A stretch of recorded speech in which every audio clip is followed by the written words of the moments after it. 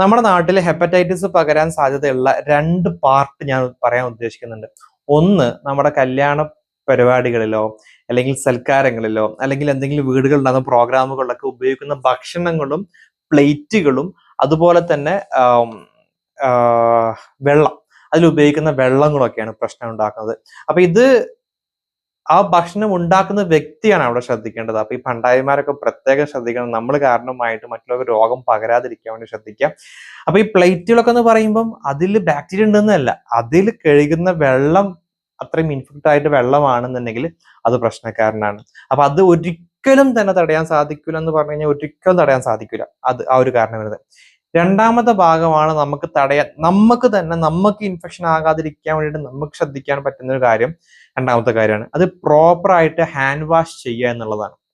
ഇതിന് കാരണം ഇൻഫെക്റ്റഡ് ആയിട്ടുള്ള ഇപ്പൊ നമ്മൾ സാധാരണ രീതിയിലേക്ക് നമ്മളൊരു ഹോസ്പിറ്റലിൽ ഒരു ഹോട്ടലിലേക്ക് പോയി ഭക്ഷണം കഴിക്കാൻ വേണ്ടി ഹോട്ടലിലേക്ക് പോയി. സാധാരണയായിട്ട് നമ്മൾ കൈ കഴുകാൻ വേണ്ടിയിട്ട് ഹാൻഡ് വാഷ് ചെയ്ത് ഒരു റെസ്റ്റ് റൂമിലേക്ക് പോകുന്നുണ്ടായിരിക്കും. നാം കൈ വാഷ് ചെയ്യുന്നുണ്ടായിരിക്കും. മേ ബി നമുക്ക് യൂറിനേറ്റ് ചെയ്യാൻ ആവശ്യം ഉണ്ടെങ്കിൽ, നമുക്ക് മൂത്രം ഒഴിക്കാനുണ്ടെങ്കിൽ നമ്മൾ സ്വാഭാവികമായിട്ടും അടുത്തുള്ള ടോയ്ലറ്റിൽ പോയിട്ട് മൂത്രയിക്കും. പക്ഷേ ഹെപ്പറ്റൈറ്റിസ് ഇൻഫെക്റ്റഡ് ആയിട്ടുള്ള ഒരു വ്യക്തി ഇൻ കേസ് ഒരു ഹോട്ടലിൽ വന്നിട്ടുണ്ടെങ്കിൽ അവർ ബാത്റൂം ഉപയോഗിച്ചു, അവരെന്ത് ചെയ്തു, നോർമലി കൈയൊക്കെ കഴുകിയിട്ട് പുള്ളിക്കാരൻ പോയി. കാരണം എന്താ, പുള്ളിക്കാരൻ ഇൻഫെക്റ്റഡ് ആണ്. അദ്ദേഹം ഹാൻഡ് വാഷും കണക്ക് ചെയ്ത് മുപ്പര് പോയിട്ടുണ്ട്. പക്ഷെ നമ്മളെന്താ, ഇത് ഇൻഫെക്റ്റഡ് ആണോ അല്ലേ, നമ്മളൊന്നും നമ്മളെ ബാധിക്കുന്ന കാര്യമേ അല്ല അത്. നമ്മൾ നേരെ എന്ത് ചെയ്യും, ഹോട്ടലിൽ പോകും. ഹോട്ടലിൽ പോയിട്ട് അയാൾ പോയ അതേ ബാത്റൂമിൽ നമ്മൾ പോകും. നമ്മൾ അവിടെ ഇവിടെയൊക്കെ കൈ കൊണ്ട് തൊടും. ബാത്റൂമിൽ പോയതിനു ശേഷം തിരിച്ച് നേരെ വരും.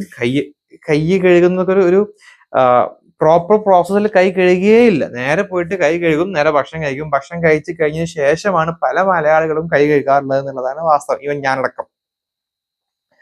അപ്പോൾ അവിടെ ആ ബാത്റൂമിൽ ഈ പറയുന്ന വ്യക്തി ബാത്റൂമിൽ പോയതിനു ശേഷം അതിന്റെ ബോളുകളിലോ അല്ലെങ്കിൽ അവിടെ എവിടെയെങ്കിലൊക്കെ ആയിട്ട് ഇത് അള്ളി പിടിച്ചിരിക്കാനുള്ള സാധ്യത ഉണ്ട്. ഈ പറയുന്ന രണ്ടാമത്തെ പോയിട്ട് നമ്മൾ എന്ത് ചെയ്യും, ആ ഭാഗത്ത് തൊട്ടിട്ടുണ്ടായിരിക്കും. ഹാൻഡ് വാഷ് ചെയ്യും, പ്രോപ്പറായിട്ട് ഹാൻഡ് വാഷ് ചെയ്യില്ല.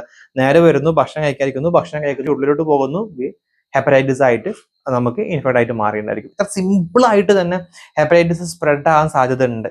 പക്ഷെ നാം സിമ്പിൾ ആയിട്ടുള്ള ആ കാര്യങ്ങൾ ഭക്ഷണം കഴിക്കുന്നതിന് മുമ്പ് നിർബന്ധമായിട്ട് ഹാൻഡ് വാഷ് പ്രോപ്പറായിട്ട് സോപ്പ് ഉപയോഗിച്ച് തന്നെ വാഷ് ചെയ്യുമെന്നുണ്ടെങ്കിൽ ഹെപ്പറ്റൈറ്റിസ് ഇൻഫെക്ഷൻ ചാൻസ് കുറവാണ്. ഒന്ന്, അപ്പൊ നിങ്ങൾ ഹോട്ടലിൽ പോയിട്ട് ഭക്ഷണം കഴിക്കുന്നതിൽ ഈ കാര്യം പ്രത്യേകം ശ്രദ്ധിക്കണം, ഒരിക്കലും വിട്ടുപോകരുത്. രണ്ട് നമുക്ക് സൂക്ഷിക്കാൻ പറ്റുന്ന കാര്യമല്ല, ഞാൻ ആദ്യം പറഞ്ഞൊരു കാര്യം തന്നെയാണ്. പരിപാടികളൊക്കെ വെക്കുന്നവര് ശ്രദ്ധിക്കുക. ഈ നമ്മൾ കാരണമായിട്ട്, നമ്മൾ കൊടുക്കുന്ന ഭക്ഷണം കാരണമായിട്ട് മറ്റുള്ളവർക്ക് അസുഖം വരാതിരിക്കാൻ വേണ്ടിയിട്ട് ശ്രദ്ധിക്കാം. മൂന്നാമതായിട്ട് നമ്മൾ തന്നെ നമ്മളുടെ ഹൈജീൻ, നമ്മൾ വൃത്തിയുണ്ടെന്നുള്ളത് ഉറപ്പ് വരുത്തുന്ന കാര്യത്തിൽ ശ്രദ്ധ കൊടുക്കുകയും ചെയ്യാം.